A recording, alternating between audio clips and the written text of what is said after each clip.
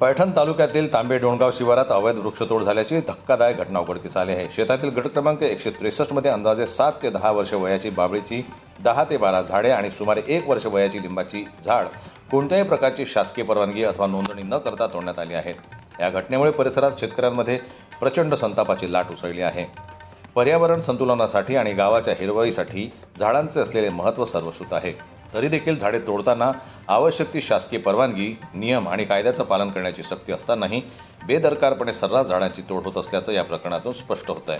या प्रकारामुळे वृक्षतोडीमागे या व्यापारी आणि यांनी चोरांचा संगनमताचा खेळ असल्याची शंका शेतकरी व्यक्त करत आहे।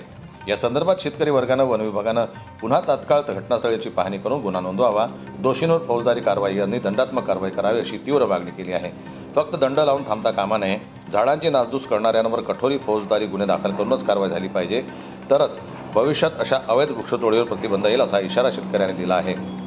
वन विभागाचे अधिकारी या घटनेकडे गांभीर्याने पाहतात का आणि दोषींवर कोणती ठोस कारवाई करतात याकडे आता सर्वांचं लक्ष लागलं आहे। जनमत लाईव्ह न्यूज करता दिलीप वरगट यांची रिपोर्ट, छत्रपती संभाजीनगर।